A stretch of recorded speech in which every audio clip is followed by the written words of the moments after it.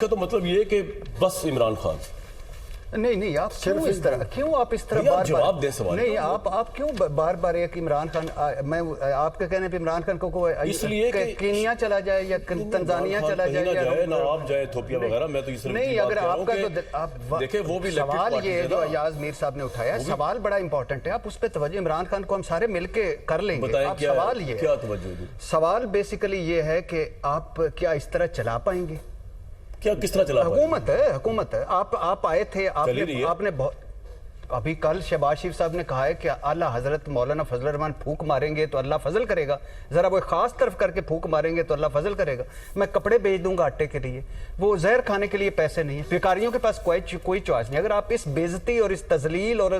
اس ضلالت پن کے ساتھ جس میں ہم گھرے ہوئے ہیں جو مہنگائی کی صورت میں بے روزگاری کی صورت میں غربت کی صورت میں اس میں اگر آپ اس کو چلنا کہتے ہیں تو یہ بڑی اہم بات ہے بھکاریوں کے پاس کوئی چوائس نہیں ہے شہباز شریف نے کہا نہیں اور بھی کہا سن تو لیں آپ تو ایسے کہہ رہے ہیں کہ 3.5 سال میں عمران خان نے جو ہے وہ پاکستان کو IMF سمیت UAE سمیت سعودی عرب سے آزاد کرا گیا تھا قرضوں سے نہیں کروایا جا کے بھیکیں مانگی تھی جا کے نہیں کروایا یہ سارے بھکاری اب میں چاہے اونچی آواز میں بات کروں یا دھیمی آواز میں بات کروں بات یہ ہے کہ عمران خان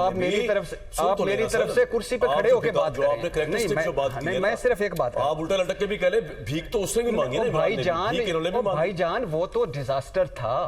کون عمران خان ہم سارے کہتے تھے وہ تو نہ تجربہ کار تھا یہ ارسطو تھے یہ افلاطون تھے کہتا ہے وہ ڈیزاسٹر تھا بھائی میں کہتا ہوں سن لینے ادھر تھوڑا ٹرن کریں خاکوانی صاحب اچھا عمران یہ کیا کہہ رہے تھے یہ جب یہ PDM حکومت کیا کہہ رہی تھی کہ ہم تجربہ کار ہیں ہمارے پاس سارا کچھ ہے ہم ارسطو ہیں ہم افلاطون ہیں ہم سارا کچھ ان مسائل کا حل لیں 12 روپے پہ بجلی دیں گے گیس اس طرح لائیں گے کہ آپ کو لگ پتہ جائے گا مہنگائی کم کریں گے اللہ کے فضل و کرم سے ایون فیلڈ والے ہمارے بابا کہہ رہے تھے کہ ہمارے پاس بہترین ٹیم ہے اب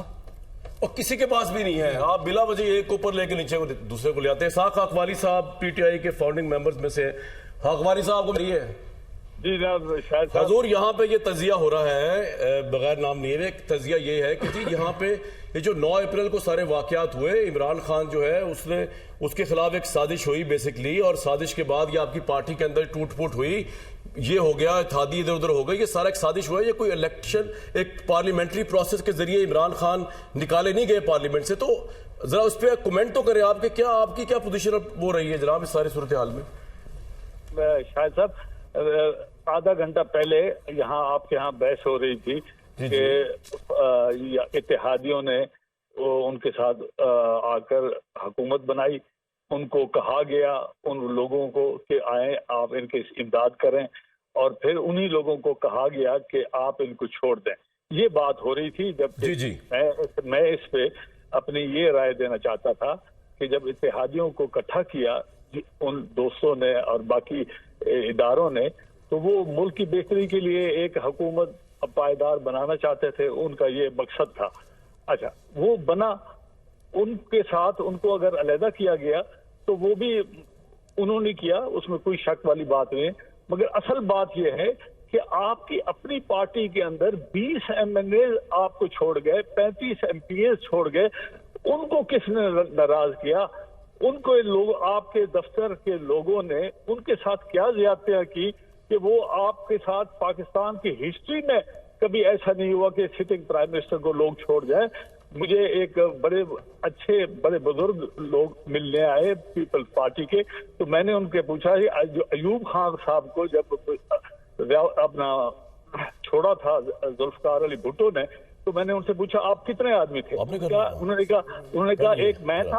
ایک میں تھا اور ایک ZB تھے 2 بندے چھوڑ کے گئے خاکوانی صاحب آپ کا پوائنٹ آ گیا میرے ساتھ رہے گا ارشاد بھٹی صاحب آپ سے سوال پوچھنا چاہ رہے ہیں خاکوانی صاحب میں آپ بتانا چاہتا ہوں شاید آپ کے علم میں نہیں ہوگا کہ عہدوں کے لیے چھوڑا تھا ان 20 لوگوں نے راجہ ریاض شروع سے ہی چاہتے تھے وزارت اور آپ سمیت جو MPA چھوڑے تھے وہ جہانگیر ترین صاحب کی مبینہ منی لانڈرنگ کرپشن 2 نمبری جو بینک ملازمین اپنے وہ گھر کے ملازمین کے ساتھ انہوں نے پہلے بھی وہ ایک قصہ کھیلا ہوا تھا جس پہ 14 سال ان کو سزا ہونی چاہیے تھی لیکن وہ چونکہ مشرف دور تھا وزیر تھے بچ گئے تھے تو یہ کوئی جمہوریت کی گیم نہیں تھی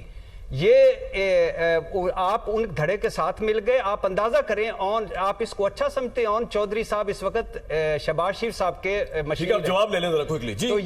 سوال آ گیا ان کا جواب جی یہ بہت غلط قسم کا الزام تراشی ہے اور میں ان کا کیا جواب دوں؟ بھٹی صاحب کے پاس اللہ تعالیٰ نے ایک زبان دی ہے، وہ جو مرضی ہے جس کی طرف کریں، ان کو منی لانڈرنگ بنا دیں، ان کے خلاف جو نہیں یہ رپورٹ میں ہے، رپورٹ میں آیا، میں تو نہیں اپنی طرف سے پوچھ رہا ہوں، رپورٹ میں آیا، میں معذرت چاہتا ہوں اگر آپ کو برا لگا ہے، لیکن میں رپورٹ کا جواب تو سننے کا مادہ تو رکھے نا، سننے کی بات بھی کریں نا۔ آپ ایک بندے کی سارے سب کے سامنے کھڑے ہو کر آپ ان کی پوری جامع تلاشی کرا دیں اور پھر بات بھی نہ سنیں۔ اقواری صاحب بولنے جلدی سے، وقت کم ہے جی۔ میں گزارش ہے کہ اگر عمران خان صاحب کے پاس ایسے کیسز تھے تو انہوں نے شہزاد اکبر اور پھر اعظم خان ان کی امداد لے کر کیوں نہیں ان کو پائے تکمیل تک پہنچایا؟ ان کے خلاف بھی نہیں پہنچا سکے، ایک کیس میں بنا کے ان کی بیوی اور بچوں کے اوپر کیس بنائے انہوں نے۔ یہ مطلب کس قسم کا یہ اخلاق اور خاکوانی صاحب بہت شکریہ، آپ آئے، تشریف لائے، اور آپ نے وقت کی ہماری قلت ہے ٹرانسمیشن میں ذرا وقت کم چل رہا ہے۔ جی شامی صاحب، یہاں سے آگے جیسے کہ ایاز صاحب کہہ رہے ہیں کہ پی ڈی ایم سے پوچھا جائے ان کے لیے کیا ہے، واٹس نیکسٹ فار دیم؟ تو پی ڈی ایم سے پوچھ لیں، ان کا اسپوکس مین جواب دے دیں۔ نہیں انالیسس ہو رہا ہے نا۔ دیکھیے گزارش یہ ہے، پہلی جہاں تک اکانومی کا تعلق ہے، عمران خان صاحب آ جائیں، اس کو ایک راتوں رات ٹھیک نہیں کر سکتے۔ 4 سال 3.5 سال حکومت کر گئے ہیں نا۔ یہ ہماری جو ریاستی بحران ہے، ریاستی بحران ہے، ہاں جی ریاستی بحران ہے یہ۔ آپ دیکھیں، آپ اس کو ایک ہماری جو بدعمالیاں ہیں 40-50 سال کی، ایک دم قرضے سارے نہیں بڑھ گئے، ایک دم یہ ساری ہماری خرچے جو ہیں بے قابو نہیں ہو گئے۔ یہ آپ کو پوری قوم کو مل کر اس کا مقابلہ کرنا پڑے گا۔ یہ ایک دوسرے کو مورد الزام ٹھہرانے سے کام نہیں ہوگا۔ اس لیے ہم تو بار بار یہ عرض کرتے ہیں کہ یہ سیاستدان سارے مل کے بیٹھے اور کسی چارٹر آف اکانومی پر اتفاق کریں، ملک کو اس بھنور سے نکالیں۔ یہ پاسبل اس لیے نہیں ہے کہ عمران خان کی یو ایس پی یہ ہے کہ اسے ان کرپٹ لوگوں سے مبینہ طور پہ نہیں ملنا، ہم نے او بھائی میرے، اب میں اس بحث میں جانا نہیں چاہتا، جو ان کے ساتھ مل جائے وہ پوتر ہو گیا، جو ان کے ساتھ مخالف ہو وہ ناپاک ہو گیا۔ ایسی بات نہیں۔ سیاست میں جو لوگ اسمبلی میں آئیں گے،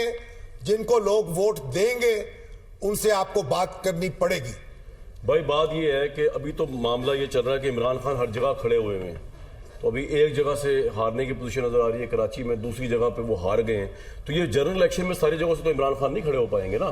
تو یہ تو مقابلہ پھر کانٹے دار ہو سکتا ہے کہ نہیں ہو سکتا کہ اس طرح ون سائیڈ ہوگا؟ کامران صاحب، کیا نظر آ رہا ہے آپ پیچھے 1-1.5 گھنٹے سے ہم یہی ڈسکشن کر رہے ہیں اور ساتھ یہی کہ جی وہ اگر الیکشن جیت گئے تو کیا ہوگا؟ بات اصل ہے جو شامی صاحب نے کی ہے کہ جو اصل ایشوز ہیں پاکستان کے، ریئل ایشوز ہیں۔ دیکھیں یہ جو اپوزیشن ہوتی ہے یہ متبادل گورنمنٹ ہے۔ وہ تو کہتے تھے کہ شہباز شریف صاحب 3 ماہ کے اندر جیل کے اندر ہوں گے، وہ تو پرائم منسٹر بن گئے، کل کو ہو سکتا ہے عمران خان صاحب پرائم منسٹر بن جائے۔ کیا پاکستان کے پولیٹیشنز یہ آپس میں الزام تراشی، گالی گلوچ، یہ ان کا مشن ہے؟ اور پاکستان کے اندر یہ جو ابھی ایشوز ڈسکس ہو رہے ہیں، اصل ریئل ایشوز تو پاکستان کی معاشی صورتحال ہے، اور جس معاشی صورتحال کے حوالے سے یہاں کہا جا رہا ہے، واویلا کیا جا رہا ہے کہ 11 اپریل کے بعد بیڑا ہی غرق ہو گیا۔ اور جناب ہمیں بھی بتایا گیا تھا کہ آپ نے 100 دن نہیں بولنا، پھر کہا 6 مہینے نہیں بولنا۔ کون ہمیں کہہ رہا تھا؟ پتہ ہے نا آپ کو، 1 سال نہیں بولنا، اور پھر آپ نے پاکستان کے میں یہی کہہ رہا ہوں، پھر آپ 73 سال کے اندر پاکستان کی اشیاء ضروریات کی قیمتیں جہاں تک پہنچی، آپ ریکارڈ اٹھا کے دیکھ لیں، 3.5 سال کے اندر اس سے دگنی ہو گئی، اب تگنی ہو گئی۔ تو پھر لوگ کیسی ڈیموکریسی اور کس لیے وہ ووٹ دینے کے لیے آئے؟ بات یہ کہ یہ ووٹ کی طاقت جو ہے یہ بروئے کار لانی چاہیے پاکستان کے مسائل کے حل کے لیے، معاشی صورتحال کی بہتری کے لیے، گورننس کے لیے۔ میں صرف ایک